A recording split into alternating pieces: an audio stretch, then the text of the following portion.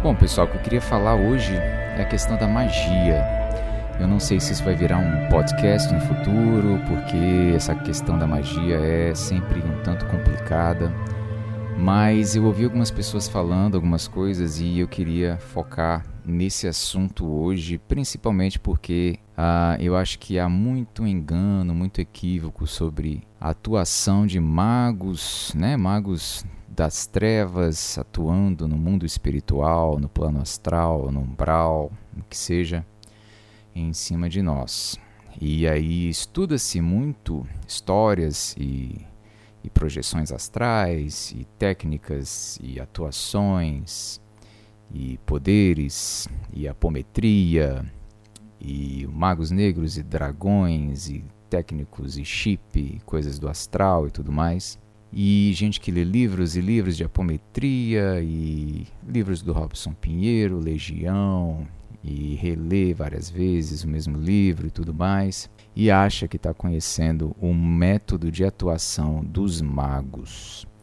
E eu queria falar o seguinte: a magia não é algo tão longe, tão distante, tão obscuro de técnicas e iniciações secretas. Tem muita gente que fala o seguinte, que a melhor forma de você esconder alguma coisa é deixá-la bem na cara, bem à mostra, bem comum, bem óbvio, que aí ninguém vai desconfiar, e ninguém vai ver, ninguém vai sacar. Isso aí tem vários romances policiais, né? Eu lembro de um que falava disso, que era do Edgar Allan Poe, que tinha uma carta, esqueci agora qual era o nome do conto em si, mas a polícia estava procurando essa carta na casa da pessoa e ela estava bem na cara deles o tempo todo. Por que eu estou dizendo que a magia está sempre na nossa cara? Porque a magia, eu diria que nunca foi tão praticada quanto é nos dias de hoje. Não é coisa do passado, enterrada, esquecida e na obscuridade das cavernas dos magos secretos que estudam em segredo e tudo mais. Está na nossa cara e é a psicologia da galera que convence a gente. É a principal magia de atuação de qualquer mago supostamente bem intencionado às vezes, né? Mas com seus próprios interesses a serem atingidos. Eu estou falando de quê?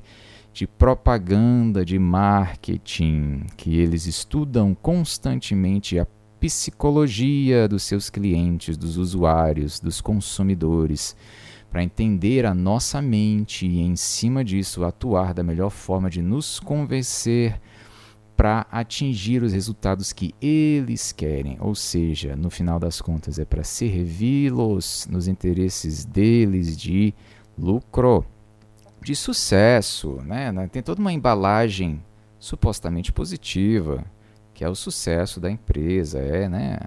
O marketing é aquela coisa de fidelização do cliente, de agradar o cliente, de fazer a marca ser mais atraente, e nisso se usam mecanismos de psicologia, de hipnose, de lavagem cerebral, de criação de hábitos, né? E há vários livros aí já, tem livro famoso rodando nesse sentido sobre como criar hábitos nas pessoas. Só que quando a gente está nessa onda de criar hábitos, o que a gente está fazendo se não manipular e fazer uma lavagem cerebral no sentido de programar aquela pessoa a ser um autômato, alguém robotizado para executar a tarefa que eu quero que ela execute. E o que é isso se não magia? Magia de convencimento, de fazer com que você faça o que eu quero que você faça, de ter um resultado à distância através de manipulação de palavras para que o outro faça o que eu quero, para eu ter o que eu quero. Isso é magia, na minha concepção, na minha forma de enxergar. Isso pode ser muito bem qualificado como magia. E aí, por que eu estou dizendo sobre essas questões de pessoas que acham que estudam magia, estudando sobre questões espirituais e astrais, que devem sim ser estudadas, né? Pesquisadas, ver o que tem cabimento, ver o que pode ser real, as experiências que acontecem do lado de lá, do plano da existência. e como que a gente pode aprender e utilizar os conhecimentos relacionados a isso para o nosso crescimento, nosso aprimoramento. É interessante sim, porém não é o X da questão em termos de magia. Na verdade, é um desvio da questão principal, que é conhecer esses mecanismos de psicologia, de mentalismo que está por trás de toda magia que realmente se executa. Ou seja, a magia pega? Depende se o alvo tem uma abertura mental, consciencial para que ela pegue.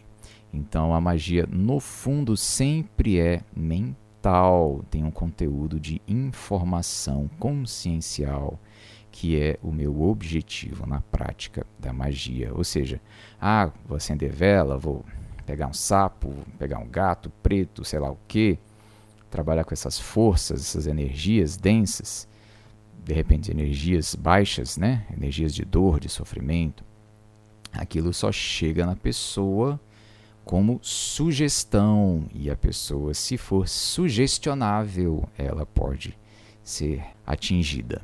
Mas o que é esse ser sugestionável? É conhecer bem a si mesmo, ter o seu eu individualizado, bem trabalhado, bem conhecido. Qual é a coisa principal de se trabalhar na questão da magia? É o autoconhecimento, sempre. A melhor forma de lidar com essa magia que eu falei do marketing em cima da gente, eu recomendo para vocês o livro O Poder do Hábito. Lá fica claramente escancarado estratégias de empresas a conhecer a nossa forma de atuar para conseguir lucrar mais e como que a gente pode identificar hábitos em nós que a gente pode quebrar e como que a gente pode fazer para vencer esses hábitos. E como que a nossa mente funciona no looping do hábito que faz a gente ficar robotizado, mecanizado naquela situação sem conseguir sair dela. E aí é um problema quando empresas contratam psicólogos para trabalhar essas questões, para poder criar hábitos nas pessoas. E que muitas vezes não são na melhor intenção, nas melhores intenções das próprias pessoas, para o bem, pela saúde, pelos bons hábitos daquela pessoa. Né? E muitas vezes são simplesmente hábitos que eu gostaria que a pessoa adquirisse, ainda mais na época de hoje, da economia da atenção, dos serviços que requerem a sua atenção, de aplicativos e tudo mais. Eles estão ali constantemente trabalhando os aplicativos, os sites, né? E tudo mais, para que você retorne, para que você crie o hábito, para que você modifique o seu cérebro, as suas conexões neurais, para adquirir a vontade de retornar e vontade de fazer de novo aquela brincadeira, o jogo em si, o aplicativo em si, de criação de hábito. Mas, voltando para a questão do autoconhecimento e a questão da magia ser mental, toda magia, toda coisa que quer te influenciar, carrega informação da direção que você deve tomar, do rumo que você deve seguir. E como que isso afeta a nós? Depende da nossa psicologia, do nosso aparato mental, da nossa disposição consciencial, das nossas intenções.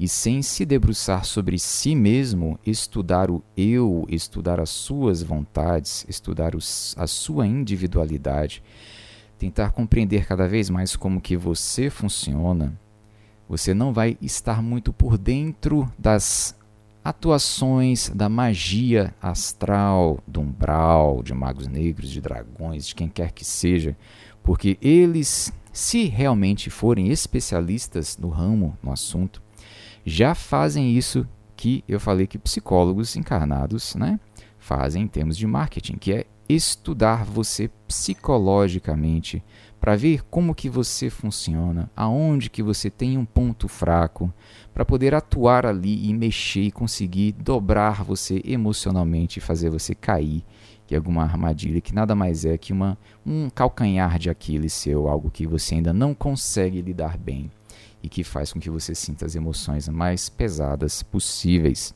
Estudar a si mesmo, estudar os livros de psicologia, mesmo que seja psicologia espírita, espiritualista, né, em relação às nossas vivências, às nossas vidas consecutivas, que criam condicionamentos mentais conscienciais que fazem a gente agir de certa forma ou de outra, se não houver um debruçamento sobre si mesmo, sobre como você funciona, você não vai estar tão apto assim para lidar, para encarar magos, sejam lá quem eles forem. Se você não vai estar tão de corpo fechado assim quanto você imagina, porque você não conhece as suas brechas, você não trabalha aquilo que pode te derrubar. Um mal-estar, alguma coisa, alguém que falou alguma coisa que você ficou mal, você já caiu. Você vai analisar as influências, como chegam até você, como que os pacotes de informação do mundo, da vida, das pessoas te afetam emocionalmente, psicologicamente, energeticamente, e como que você poderia reagir melhor ou ter um ponto de vista diferente, ter uma visão de mundo, uma compreensão de mundo e das pessoas e das relações e de si mesmo, de forma a abranger melhor a compreensão do todo e de forma a sustentar melhor o seu bem-estar, a sua energia elevada, a sua vibração positiva, independente de situações que queiram te derrubar. Então, mais do que estudar técnicas, mais do que trabalhar constantemente nas questões externas, exteriores, que fazem a gente ter toda a nomenclatura de técnica astral e nomes de magos, e nomes de orixás, e nomes de feitiços e possibilidades, técnicas, conhecimento intelectual, se não houver um debruçamento também sobre o eu, a reflexão sobre os conhecimentos e o que eles dizem respeito a mim e como que eu posso mudar e crescer e continuar amadurecendo neste sentido, eu não vou estar apto para lidar com qualquer mago que seja, porque eu estou esquecendo da parte principal, que é a minha melhoria, que é a minha capacidade de criar uma ponte entre o eu do agora e o eu futuro, que vai ser cada vez melhor. Então, nessa busca pelo autoconhecimento, nesse esforço constante por melhoria, essa busca de se esforçar realmente para estabelecer a sua própria evolução, a gente sempre tem ganhos, e um dos ganhos colaterais que muita gente nem percebe que está tendo é proteger-se dessas influências exteriores que querem, às vezes, arrastar a gente numa massa ou num caminho que não é o nosso próprio ideal, o nosso próprio caminho de evolução, não é aquilo que faz nos tornarmos a melhor versão de nós mesmos, né? Não faz que a gente siga o caminho que é traçado para a gente, que nós podemos traçar para nós mesmos como definição de metas evolutivas, de o que eu preciso adquirir de qualidades, de atributos conscienciais, para que eu possa me tornar uma pessoa melhor. E aí, com esse autoconhecimento, com essa percepção de si, com essa compreensão da sua própria história, da sua própria jornada, a gente fica menos propenso às influências que tendem a nos tirar do nosso caminho, do nosso estado mais equilibrado, para satisfazer os interesses alheios, que muitas vezes são interesses escusos, né? Que não são no nosso próprio benefício, como eu falei antes. Então, pessoal, vou ficando por aqui. Falar de magia é sempre muita coisa a ser falada, então por hoje a gente vai ficar mais focado nessa questão mental da magia, né? Que é a base de tudo. Então até o próximo episódio, um abraço para vocês.